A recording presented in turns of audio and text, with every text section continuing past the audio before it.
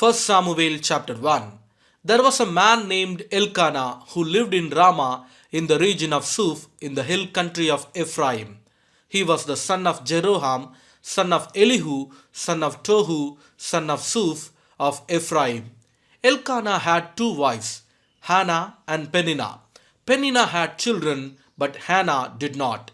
Each year, Elkanah would travel to Shiloh to worship and sacrifice to the Lord of heaven's armies at the tabernacle. The priests of the Lord at that time were the two sons of Eli, Hophni and Phinehas. On the days Elkanah presented his sacrifice, he would give portions of the meat to Peninnah and each of her children. And though he loved Hannah, he would give her only one choice portion because the Lord had given her no children. So Peninnah would taunt Hannah and make fun of her because the Lord had kept her from having children. Year after year, it was the same. Peninnah would taunt Hannah as they went to the tabernacle. Each time, Hannah would be reduced to tears and would not even eat. "Why are you crying, Hannah?" Elkanah would ask. "Why aren't you eating? Why be downhearted just because you have no children? You have me. Isn't that better than having 10 sons?" Once, after a sacrificial meal at Shiloh, Hannah got up and went to pray.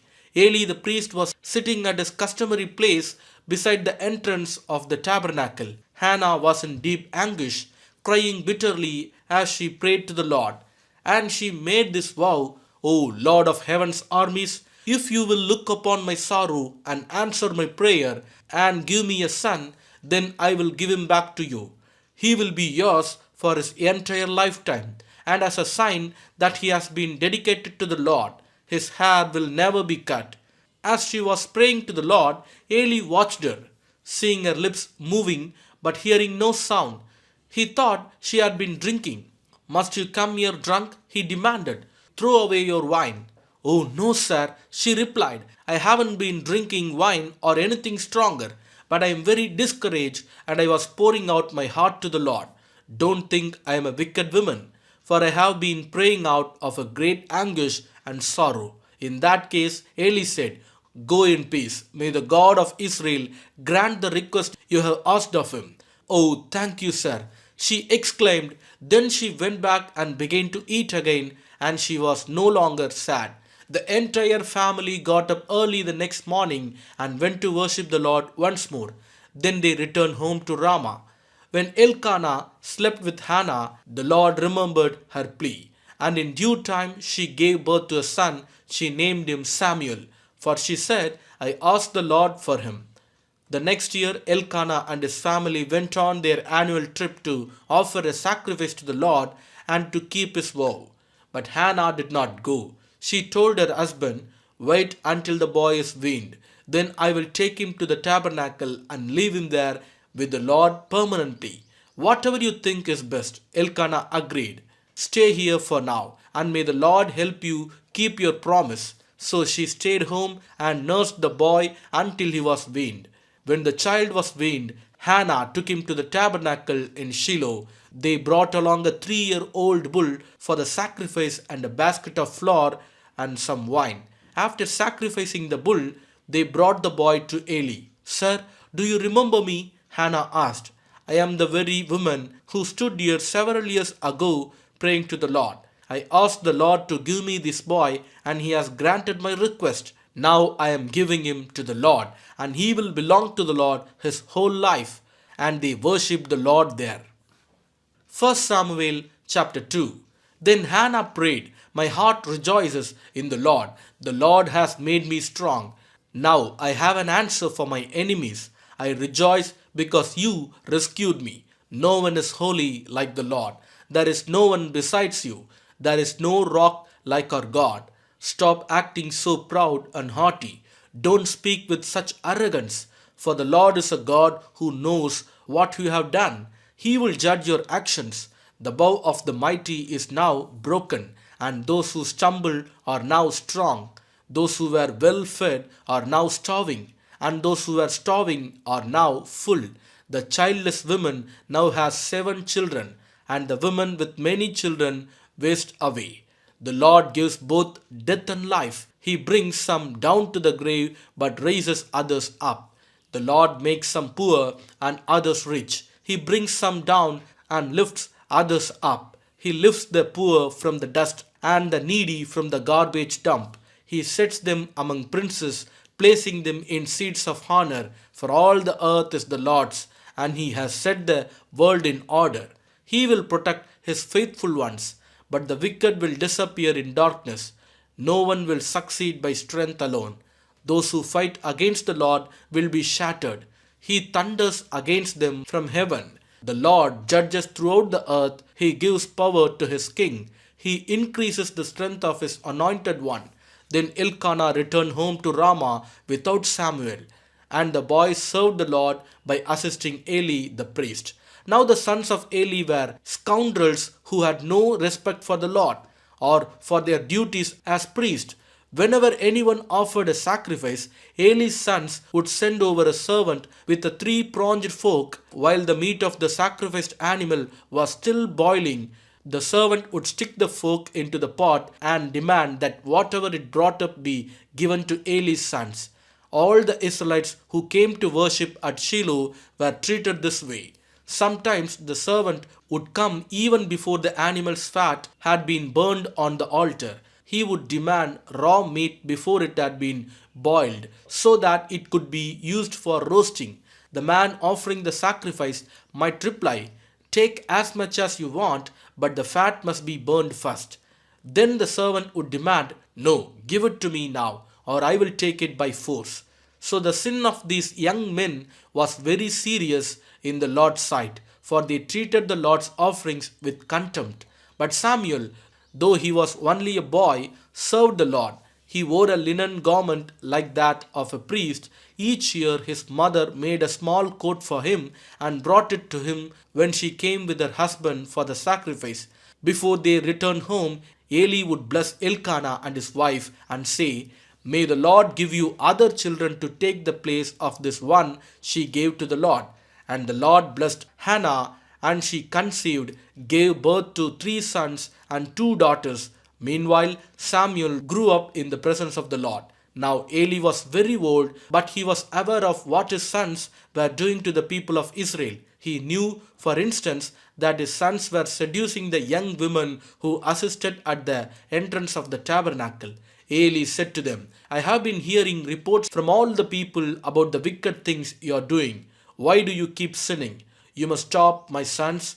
The reports I hear among the Lord's people are not good. If someone sins against another person, God can mediate for the guilty party. But if someone sins against the Lord, who can intercede?" But Eli's sons wouldn't listen to their father, for the Lord was already planning to put them to death.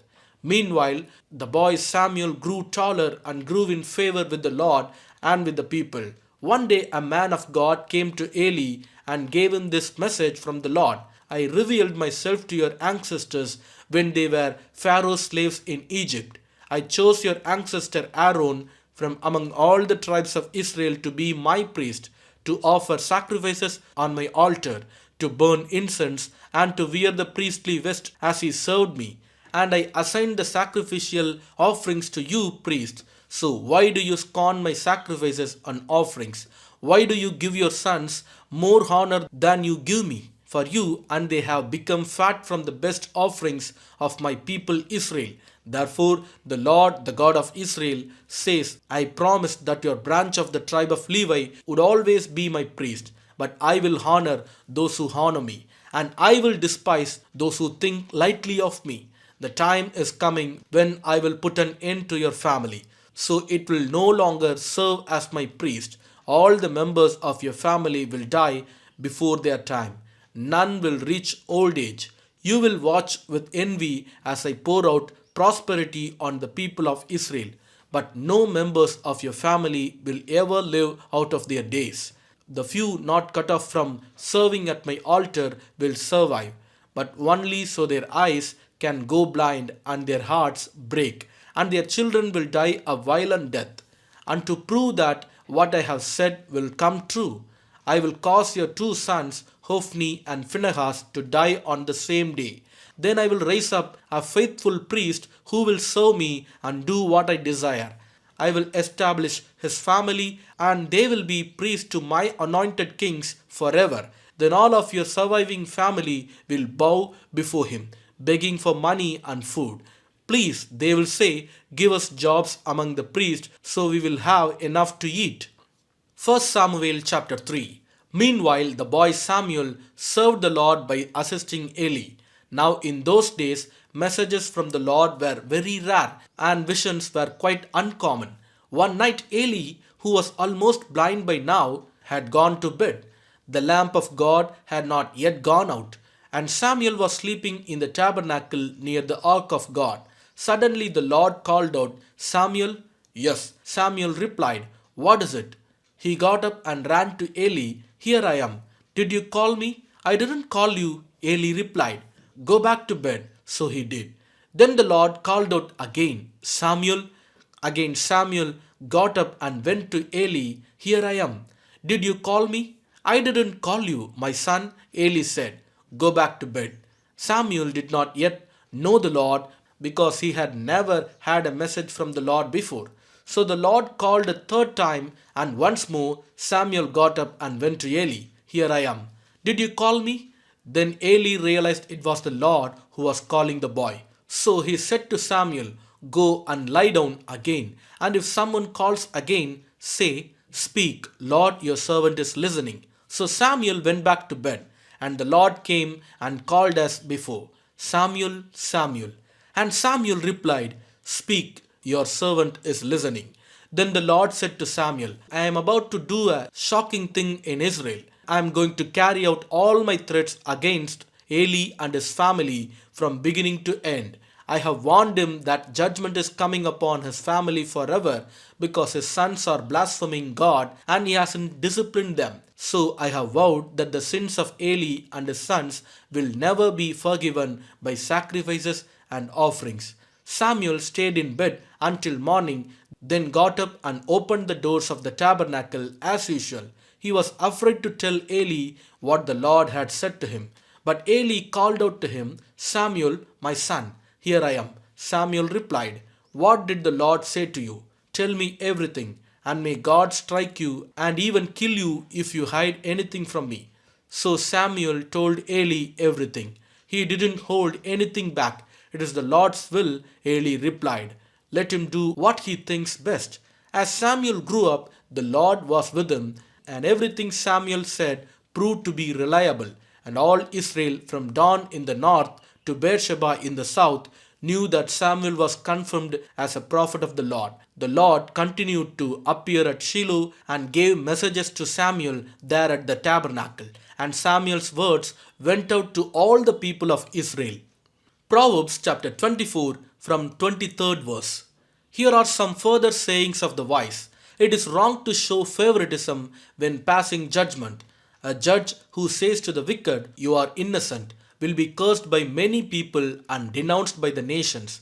But it will go well for those who convict the guilty.